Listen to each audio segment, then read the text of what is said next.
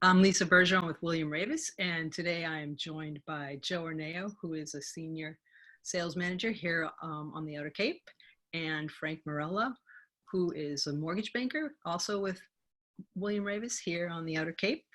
And we're going to go over some of the top things to know when you're buying here or anywhere else, but especially on Cape Cod, where some things are different. And we're just going to ask each other questions. And if you have any questions, you can put them in the chat below and we'll try to answer them. All right. Take it away, Joe. Well, hey, thanks, Lisa, for having us. This is a great idea.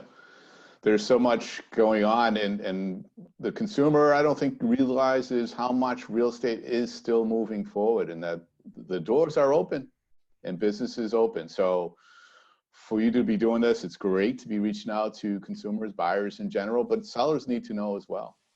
So great for doing this, Lisa. Thanks for having me on. And what are you seeing? What are you seeing in the market for buyers right now? Right now, we're seeing everything is going virtual.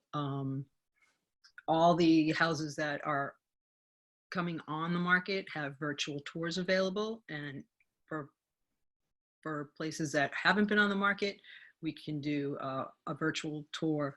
The agents will do FaceTime live tours, so people can view many of the houses before they ever step foot in one of them. And that's what's happening more and more, which is great because it gives so many people the ability to go right inside a house, focus on or ask questions specifically about different areas. So we've seen, I think the average customer used to see about 9 houses before they would make an offer. And in the last 6 to 8 weeks, that's been reduced to virtual tours and then going into possibly 3 homes. Yeah. Offer. I saw that three houses is the average now that people are actually visiting, which is shocking because homes, I think it goes to the power of what you were saying as far as doing video walkthroughs with clients and customers and doing it putting them up on the web so that the buyer has already gotten the feel of what it's like to be in that home. So when they're coming down to look at those 3, they're pretty solid that they're going to be putting an offer in on one of them. It also brings up the point where if it's not just video, it's photos. The photos that the agent has to put up, it has to be done properly. It has to be a professional photographer, and they really need to be crisp. And I think it's the what's pushing a lot of this on real estate are Pinterest. And Pinterest has driven photography to a different level as people click on photos that they like and put them into Pinterest. Photography has become important, not just in real estate, but in all marketing. And the advent of HGTV. HGTV has definitely skewed the way buyers look at homes and the way sellers need to prepare their homes for the market. Between those two high power, high profile entities out there, it's really pushing real estate agents to make sure that their photography is sharp and their homes, the sellers' homes are in the condition that consumers expect, or priced accordingly. Price always matters. That brings up a good point, because now I think that if you have a home that you want to put on the market as a seller, and like you said, there's going to be a virtual tour, and pictures are so important that you have to really be ready. Now it needs to be decluttered, cleaned. If there's any indoor painting or outdoor landscaping that needs to be finished, that it's really important that that be done. As you said, along with if it's priced right, things are still moving. Absolutely. I'm sitting in Chatham right now. I was just looking at a house that had went under agreement within 13 days, and it's over $1 million. We had a close in this office, same thing, 13 days. No, 3 weeks. 3 weeks from offer to close, and it was over $1 million for purchase price. So there's definitely some activity going on, and it's going quickly if it's properly price and showcase as well. I had a house just a few weeks ago that there were multiple offers that went into a bidding war, and I was very, very surprised. So with a buy, we can bring Frank in on this one. So with multiple offers, Lisa, you know the answer to this. Frank, what do they need to come in to be a powerful buyer? Okay. Yeah, thanks for having me. It's great. It's great to see you both. I do want to disclose my NMLS number. It's 1020051. Just to go back to the whole industry turning virtual, I think if there was ever an industry built for a pandemic, it's the mortgage industry, because we've been virtual for quite some time now. You know, you look at like the Outer Cape or Provincetown, a lot of the buyers, you know, are second homeowners. They might be, you know, buying something remotely from Texas or from Boston or from out of state. So we've always been able to work with buyers virtually. You know, some buyers do like to meet face to face, but it's not a requirement. And mostly what a mortgage is, it's just all numbers anyway. So we've been ready for, you know, to do business virtually for quite some time. In terms of Joe's question, a buyer wants to be have a good, solid pre-approval if there's multiple offers. The seller's going to look at how fast the buyer can close. They're going to look at how much the buyer is putting down. They're also going to, you know, look at if they have cash offers. So what we want to do is we want to prepare the borrowers to have the strongest pre-approval possible, which is the William Raveis certified pre-approval, which is much stronger than, say, a regular pre-approval or just a pre-qualification in situations like that. That brings up another point that a lot of the sellers today and agents are requiring, or which they should, definitely a pre-approval before even showing a house, because they want to cut back on how many people go into the house and, you know, keep everybody safe. So the pre-approval is one thing that really, really has become important in today's market. So could you go into a little bit more about the difference between a pre-approval and the William Raveis certified pre-approval? Yeah, so there's typically 3 levels of pre-qualification or pre-approvals. The first is a pre-qualification. So let's say Joe was interested in that house in Chatham. He would call me up and say, you know, I make about this amount of money every year. You know, my credit's good. I can put 20% down, and I can sort of figure out whether or not he could make an offer on that home. Nothing's verified, and it's a pre-qual at best, which means it's very weak, because a lot of things could be problematic down the road. A pre-approval is where someone fills out an online application, and most of the mortgage applications are done online these days, where they enter their information, their date of birth, their income, their assets, and then the mortgage banker or the person doing the pre-approval would pull credit. So at least we know that the borrower has good credit, and we know what they're responsible for. So that's a typical pre-approval. The William Raveis certified pre-approval goes above and beyond that, where we have them fill out their application. We look at their credit to determine what they're responsible for and their credit scores, because a lot of loan programs have different FICO requirements. And then we verify their income. So if they're self-employed, we'll need to collect 2 years personal and business taxes from them. If they're a W-2 employee, we'll ask for 2 years W-2s, pay stubs to verify their income. And then we'll also need to source their down payment. So if their down payment is 30%, we'll ask them for the asset statements to show that they, you know, where their down payment's coming from. We look at that to make sure there's no large deposits, which could be problematic. And then we run it through what's called the AUS automated underwriting system to make sure the loan fits the lender's criteria or Fannie Mae's criteria. So when we have all those things, basically at that point, we know that everything's been verified. And the only thing really remaining from that point on would be just to order an appraisal and have the home appraised out. So it's a little bit of extra work on our part. It's maybe an hour or so time, someone uploading their bank statements and their W-2s, but it puts people in a competitive situation if they're up against other offers. And there's no charge for that? No charge for that. Basically, we like to do that because it's going to save the realtor's time. It's going to help the listing agent, you know, determine what's been done if it's a qualified borrower. And ultimately, it's going to save the borrower time where, you know, if we know that there's an issue with something, we try to address that up front before they go under agreement. And I think it's really good because it lets the buyer know exactly what they can spend, no surprises, which sometimes in the pre-approval, they don't realize what their payments are going to be. And that can, I've had that happen too. Yeah. That's something they can use the app, the Accelerator app, to do on their phone. Yeah, we have a great feature for our agent partners or even borrowers, anyone, and it's a phone application where on your phone, whether it's an iPhone or an Android, you can actually fill out an application. You can run payment scenarios. You can even, if you needed to take a picture of, say, a license, you can just take a photo and it uploads it to your file immediately. And we have a lot of our William Raveis agents onboarded with that. That's a great tool. Did you Yeah. want to add to that, Joe? Yeah, something like that, like having that level of pre-approval for the buyer that's coming down to look at 3 homes.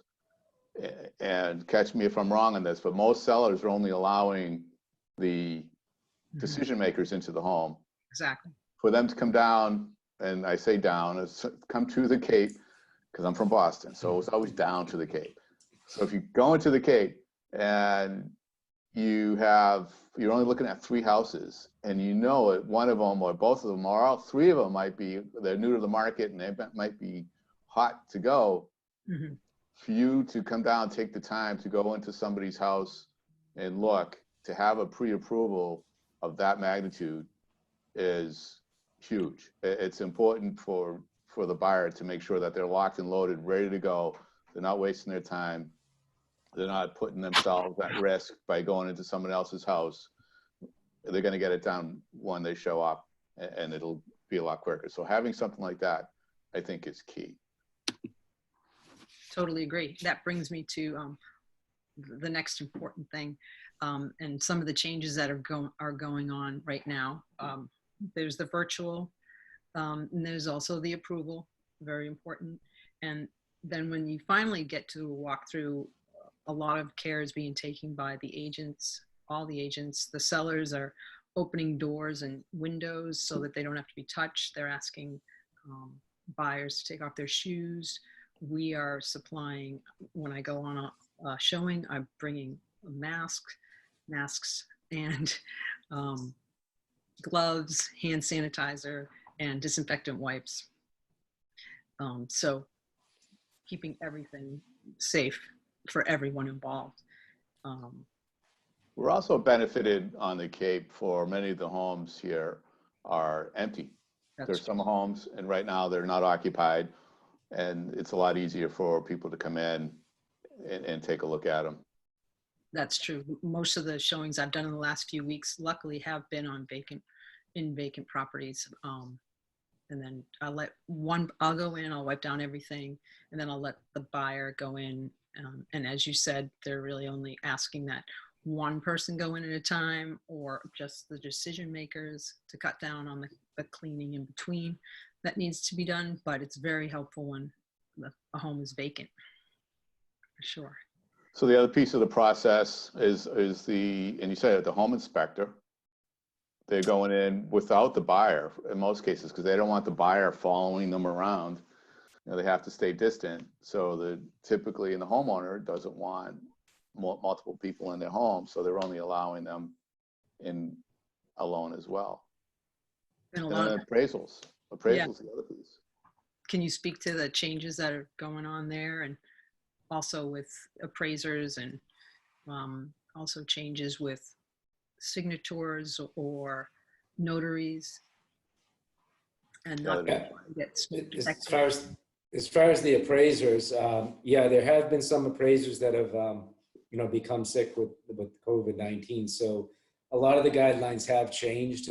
For example, if you're taking cash out of a property, they're going to want a full interior and exterior appraisal. So the appraiser will need to go into the home. Other situations where, let's say it's a purchase with 20% down, it may be an exterior only, where the appraiser will just drive by the property, walk around the property, and then look at comps and finish the appraisal that way. So just depending on the actual loan itself, whether it's a purchase or a refinance, and how much, it's a second home, first home, and how much the down payment is, will determine if the appraiser needs to go into the property. So there has been some changes and, different guidelines with appraisals just to protect everyone's health. Yeah, Joe, good. do you have anything to add? No, I think it's it's always an educational process when we're working with sellers and buyers on what's happening next. And this is my second or third show to be on talking about this. It's so important for an agent and a lender or a mortgage officer to be educating their consumer on both ends of the deal, what's to be expected next, and then what's after that. Because everything, and right now we're kind of leveled off as far as the knowledge goes. In the beginning of this, we were making the stuff as we went along. It was crazy.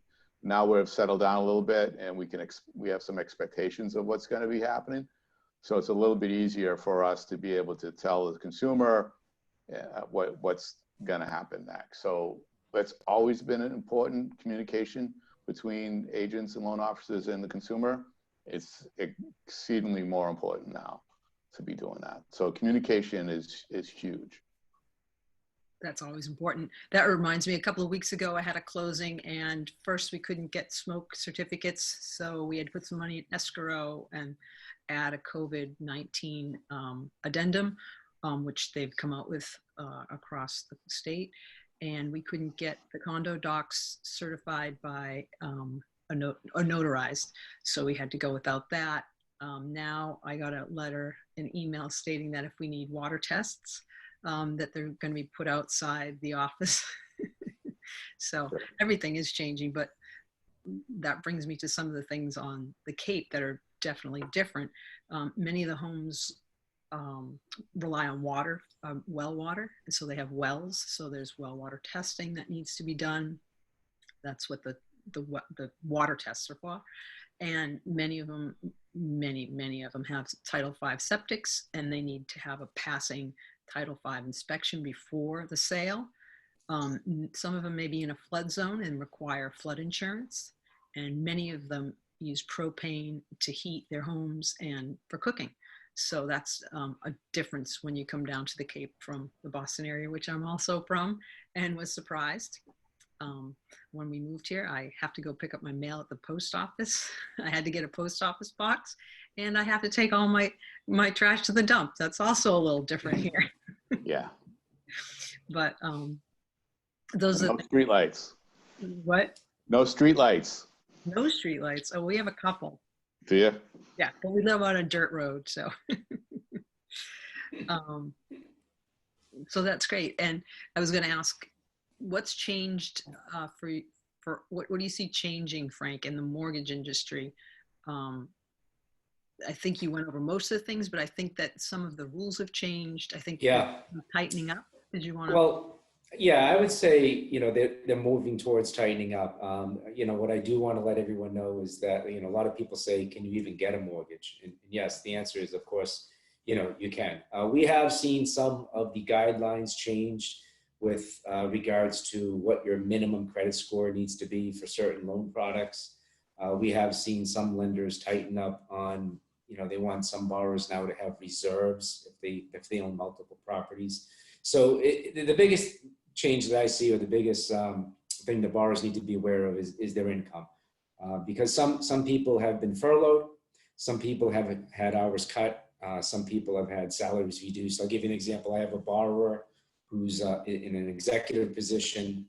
He's in the middle of getting the mortgage with us, and he disclosed to me that his salary was reduced by 10% and will be restored in June. So we went back to the underwriter. We recalculated his income. His income still works to make the loan go through, and the underwriter asked for a pay stub to support the reduced income, and everything will be fine. So it's just important because some borrowers are relying on bonus and salary and commissions, and some of that may have changed during the pandemic. Maybe not, but it's always good just to make sure that I'm always asking the questions with people about their income, if there's been any changes and things like that, so that we can get through any of the challenges that we're seeing. Another myth too, I think a lot of people have with mortgages, is you have to put 20% down. In certain loan products, like maybe a jumbo loan, that is the case. But, I do want to let people know that there are still products for first-time buyers. There are still loan programs where, like USDA, we have a closing today with one of our Yarmouth agents. You can put 0 down. There's first-time programs with 3 and 5% down. So every situation is unique, and mortgages are still cruising along, even though the only constant now is change with the guidelines. But we're doing our best to stay on top, and our company is updating our agents weekly on the Friday calls with all of these changes, just so we can get a good grasp on it. And that's very helpful. Thank you for doing that. I have a point. This may be anecdotal to just a couple of agents. Well, I'm wondering if it's something you're seeing. There seems to be some frustration with lenders and getting the information out, getting loans processed. And I'm not sure if that is normal. We're under normal circumstances, and it's just that there are fewer deals for people to be distracted by, and they're not, they're micro-focused on every deal, as they always are, but when there are fewer, you tend to get more upset about what's right in front of you. Or is it something that is trending because of the people working from home or the limited access of getting into the office and such? Yeah, I think it's a little bit of all of the above, Joe. I do know most of our company's mortgage employees are all working from home, so everybody has transitioned into a home environment remotely. So that is a little bit of a change, to deal with. And I do know that it's hard to describe it, but things do seem to be taking a little bit longer. And I think one of the reasons why is when these lenders are changing their guidelines so frequently, you have to go back and just double check to make sure that now that the loan still fits in with the guidelines. So things might be taking a little bit longer.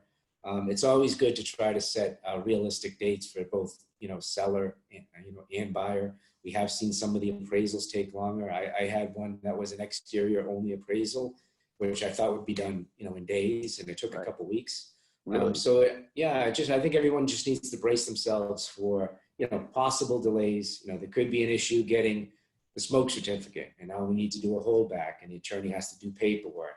Sometimes the attorneys can't access public buildings, and their title searches are held up. So there's been sporadic, slight delays with things, and I think we're all holding on very, very tight to try to make sure every deal gets to the closing table, and we're all in this together, trying to work through it together. Good. Thank you. I see that you're in the office. I was going to ask what you're seeing change for offices other than the commute. Most people don't have to go in. I just started coming into the Chatham office yesterday, and I don't like it. And I think what's been cool about this is not only for me, but for agents in general, and probably almost any business, the quality and the intensity of the time we spend now is a lot higher when it comes to working and being focused. There used to be so many distractions where someone pop in the door and say, "You got a minute?" and you end up chatting, or you walking by and seeing people and just chatting, which I miss. Right. But right now it's all purposeful, focused time where you're setting up meetings to talk to somebody, even if it's got a minute. Do you have a minute between 1 and 1:30? And it's that kind of thing where everything's more focused, streamlined, and dedicated to certain tasks and getting things done.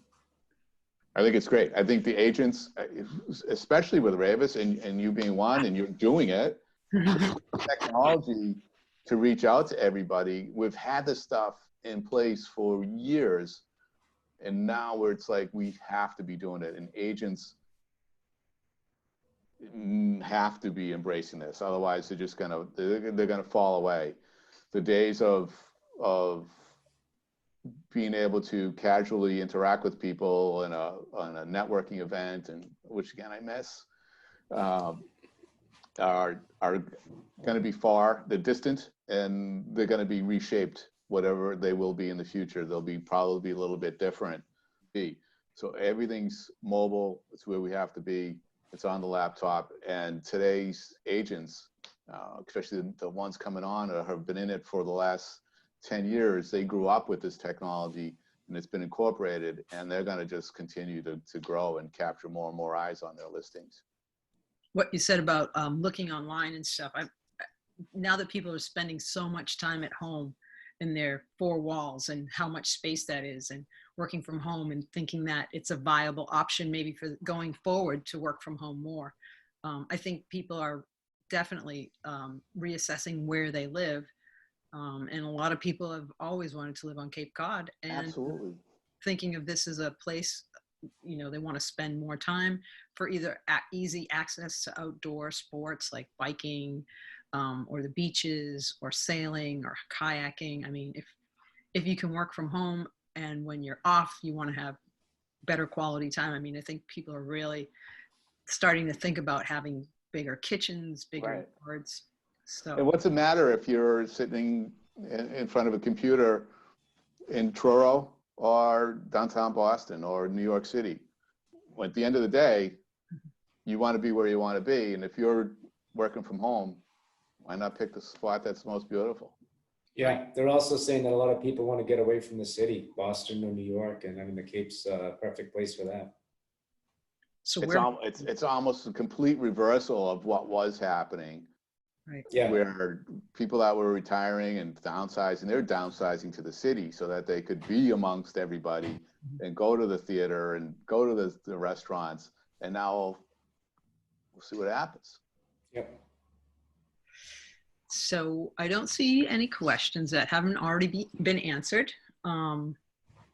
So we're going to wrap this up in a few minutes. Did you have anything you wanted to add, Frank, about what you see going forward?